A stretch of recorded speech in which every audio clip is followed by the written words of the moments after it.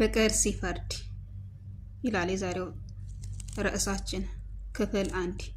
በጣም አስተማሪና ልብ አንጠልጣይ ታሪክ። ሳራ ትባላለች የታሪኳ ባለቤት። የሐረር ልጅ ናት። እዚህ ከተማችን አዲስ አበባ መኖር የጀመረችው አባቷ በስራ ምክንያት ሐረርን ለቆ ሸገር ሲገባ ነበር።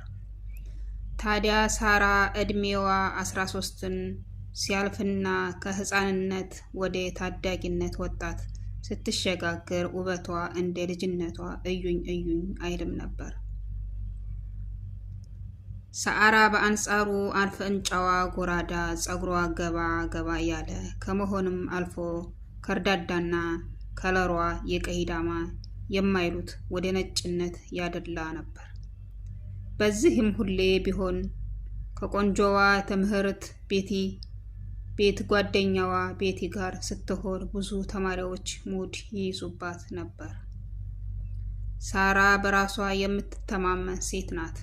7ኛ ክፍልን ተፈትነው ክረምት ሲገባ ሳራ ደስታዋ ወደር አልነበረውም። ከቤት ለመውጣት ምክንያቷ ትምህርት ስለነበረ ትምህርት አለመኖሩ ለሷ ትልቅ ደስታ ነው። አባቷ ይሄን ቢያውቅም ምንም ማድረግ አልቻሉም። እናቷን አታውቃትም። ይህም ተጽዕኖ አሳድሮባት ይሆናል ሲል አባቷ በስተርጅና ሚስት ለማግባት ወስኖ አንዲት በእድሜ በሰል ያለች ግን ስራዋ ገና የ20 ቤቶቹን መጀመሪያ ላይ ያለች ልጃገረድ የምትመስል ሴት አመጣ። መጀመሪያ ያየቻት ቀን ሳራ ደስ አላላትም። ቢሆንም ግን አባቷን ስለመታከብር በሁኔታ ተቀበለች። ወራቶች አለፉ። የ8ኛ ክፍል ሩብ ዓመት ፈተና ደርሶ ሳራ ሌሊት ተነስታ ለማጥናት ከመኝታ ክፍሏ ወደ ሳሎን አመራች። መብራቱን አበራች። ይሄኔ ያየችውን ማመን አልቻለችም። አባቷ በደም ተነክሮ መሃል ወለሉ ላይ ተዘርሯል። የእንጀራ እናቷ ማርታ አፏ ታፍኖ ከበሩ ስር ካለው አግዳሚ ላይ ታስራለች። ሳራ መጮህ ጠፋባት። ድንጋጤ ጭር ካለው ሌሊት ጋር ተደምሮ በፍርሃት ራደች። አባ ብላ ልትቀሰቅሰው ሞከረች፣ ግን ያለናት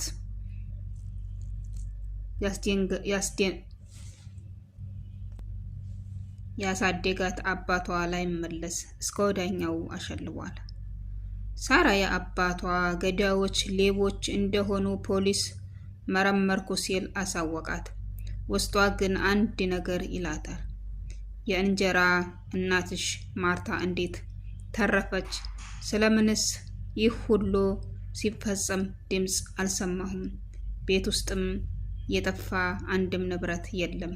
ይህ ሁሉ ፍች አልባ እንቆቅልሽ በሳራ አእምሮ ውስጥ ይመላለስ ጀመር።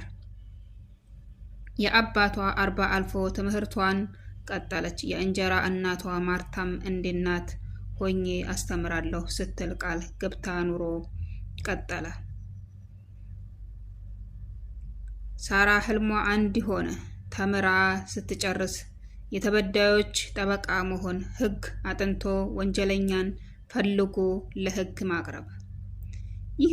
ይህ በንዲህ እንዳለ አንድ ሐሙስ ቀን እሷና ቆንጅየዋ ጓደኛዋ ቤቲ ወደ ትምህርት ቤት እያመሩ ሳለ የግቢው ቆንጆና ቀለመ ተማሪ ቤቲን ለመጀንጀን ወደ እነሱ ተጠግቶ ሰላምታ ሰጣቸው። ተቀላቀለ። ሶስቱም ስለ ትምህርት ሲያነሱ እና ስለ ወደፊት እቅዳቸው ሲነጋገሩ በመሃል ቀልድ ቢጤ ጣል ሲያደርጉ ሰፈራቸው ደረሱ። መለያየት ግድ ሆነና ወደ ቤታቸው ሄዱ። በሁለተኛው ቀን አንድ ላይ ሄዱ። ከዛማ ሶስቱም ጥሩ ጓደኛሞች ለመሆን በቁ። ይህ በዚህ ብቻ አልበቃም። ልዑል በቤቲ ውጫዊ ውበቷ ተማርኮ የነበረ ቢሆንም ሳያስበው ለካ ሳራን ወዷታል። ሳራ ስትስቅ ስታወራ ስታኮርፍ ብቻ ምንም ስትሆን ለሱም ስሜት ይሰጠዋል። ካላገኛት ይከፋዋል። ይህን ስሜቱን ግን ሸሽጎ መዝለቅ አልቻለም። ለሳራ ፊት ለፊት ከምነግራት ብሎ ለቤቲ እንድትነግርለት ነገራት። ይህኔ ቤቲ በጓደኛዋ መበለጧ ውስጧ ቅናት አናወጸው። እሷ ቆንጆ ሆና በልዑል ሳትፈቀር ሳራ መፈቀሯ አበሳጫት። ሳራንም ከዚህ ልጅ ጋር መሄድ እናቁም ስትል ስለሱ መጥፎ ነገር አልፎ አልፎ በመልኳ እንደሚቀልድ ነገረቻት።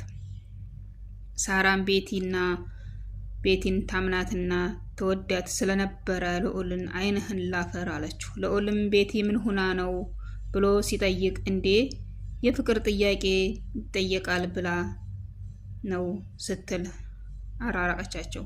በትምህርቱ ጎበዝ የነበረ ልጅ ፈዘዘ። ሳራም ልዑልን እንደወደደችው የገባት ሲራራቁ ኖሮ መልኳን የፈጠረውንና አባቷን ያሳጣትን አምላክ እያማረረችና የማታውቀውን እናቷን ፎቶ ላይ አፍጥጣ ማደር ጀመረች።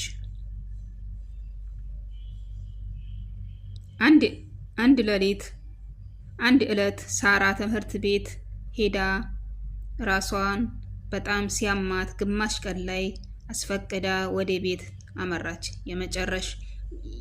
አመራች። የውጭው በር በሰራተኛ ተከፍቶላት ገብታ በረንዳ ላይ ጫማዋን ስታወልቅ ቤት ውስጥ ብዙ ሰው እንዳለ ተረዳች።